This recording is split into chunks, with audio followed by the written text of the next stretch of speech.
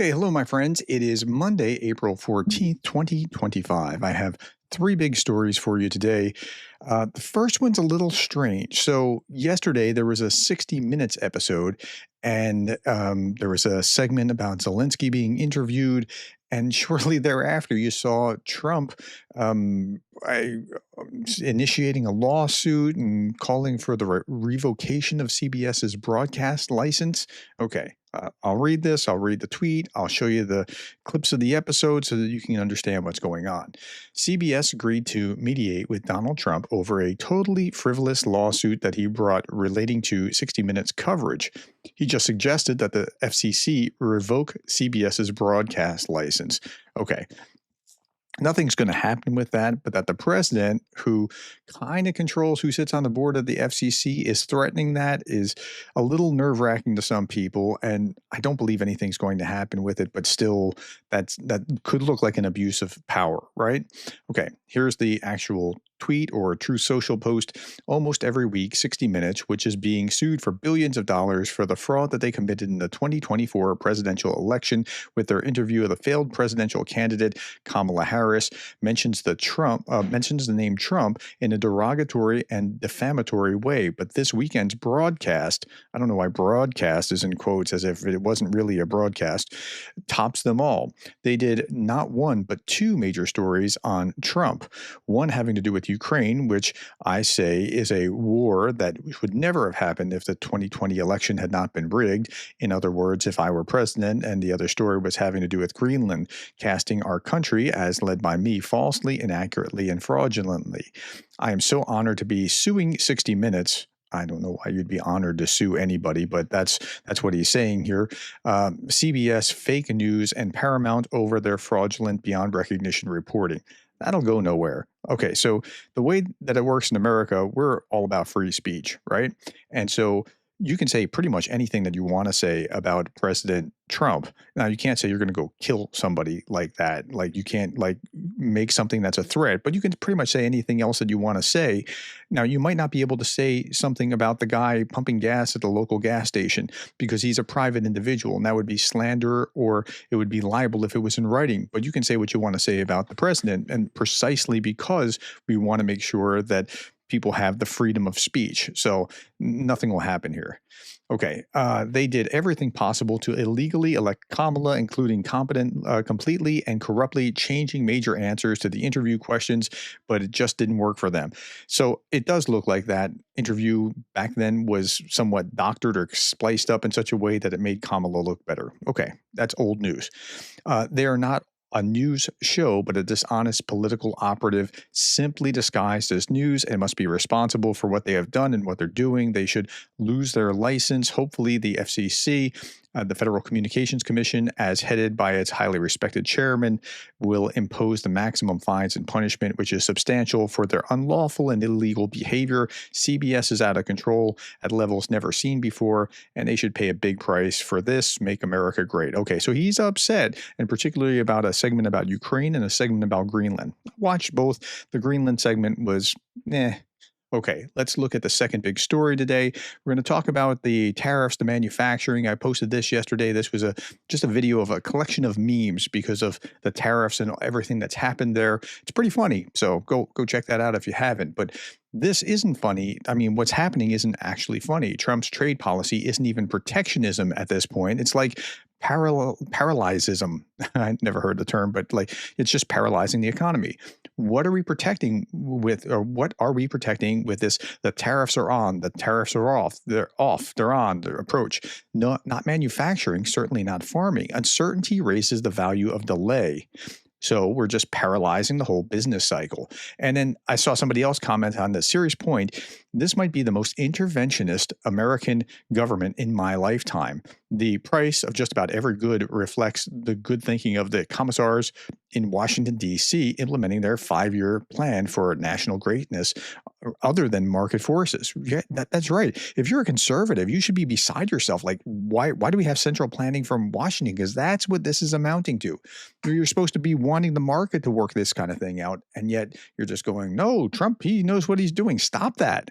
That's not where we should be. Now, a recent CNBC survey shows that 73% of Americans are financially stressed. Of the respondents, 66% blame Trump's tariff wars. Tariffs are a tax on international transactions, and Americans don't like tax hikes on their consumption. Yeah, that's what it actually is. Now, this is Jeffrey Sachs speaking, and I'm going to show you something that he said because he's right, and he's not really right a lot. And I agree with Michael McFaul that we don't agree that Jeffrey Sachs is right. It's a weird time in society. Sachs is a Keynesian economist. You would think McFaul would, because he'd be on that side, but he's not really. But okay, I hardly ever agree with Jeff Sachs these days, but on this, I agree.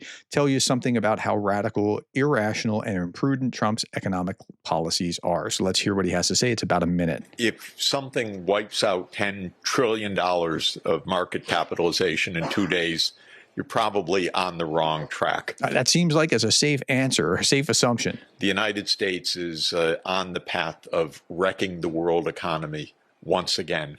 I say once again because the U.S. has a bad habit of wrecking the world economy.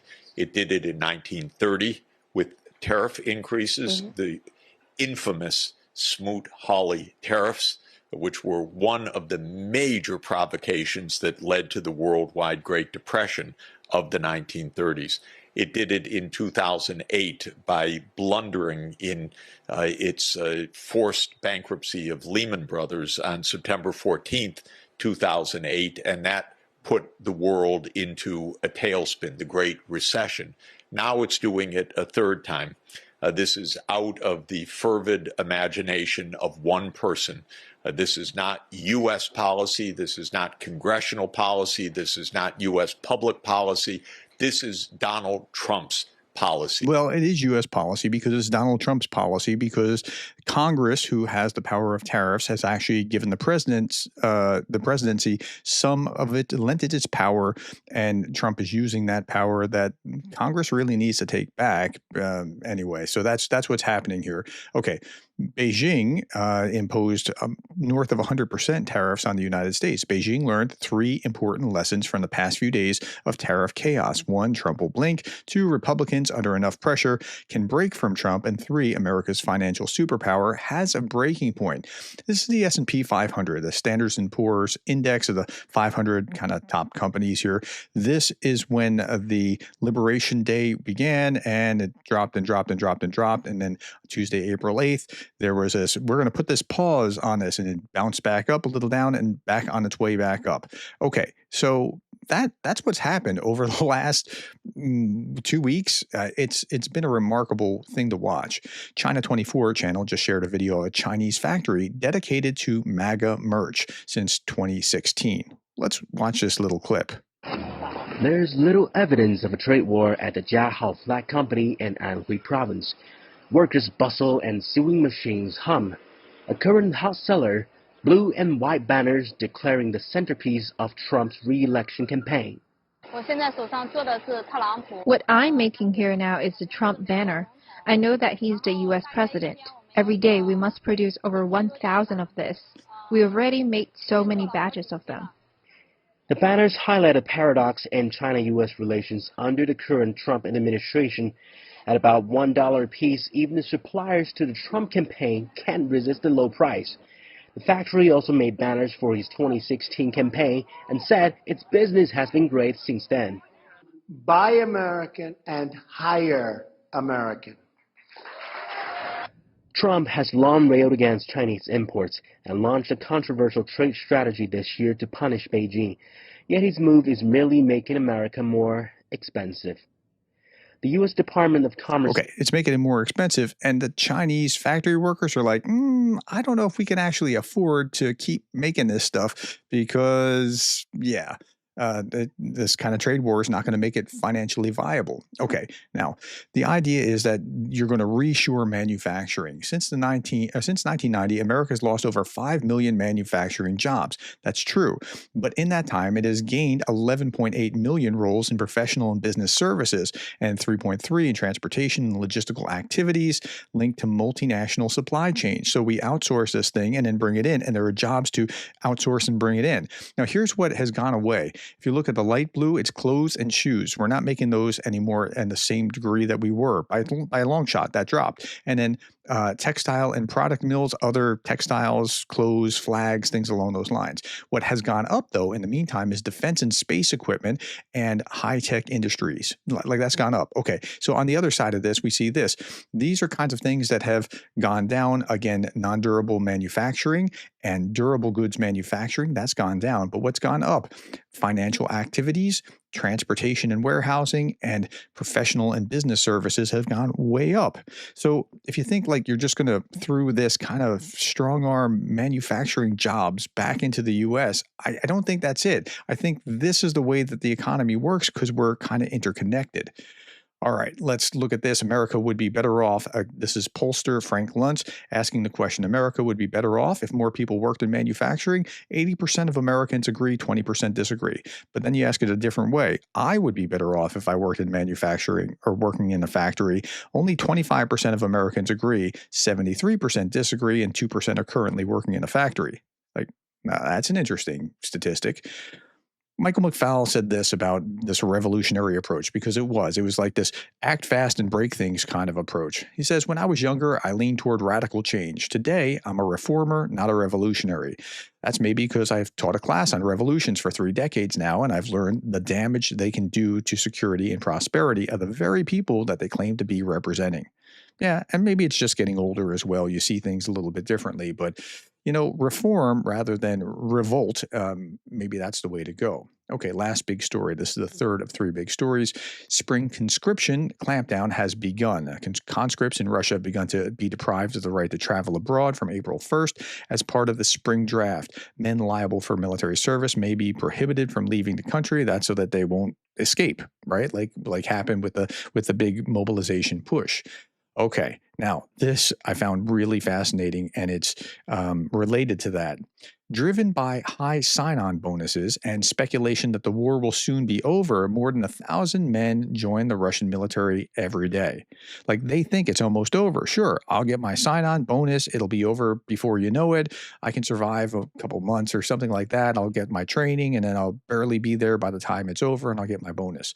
Several independent reports from Russia point to this high recruitment rate. And so that's what's happening. And so they're going to get their recruit. They're going to get their conscripts one way or another. But it's an easier task right now because it looks like to them that the war is going to end, but it's probably not. And a lot of these guys are making a tragic, fatal mistake. All right, my friends, that's all that I have today. Thank you for your time, the likes, the shares, and the subscribes, and thank you for being the kind of person that cares about Ukraine.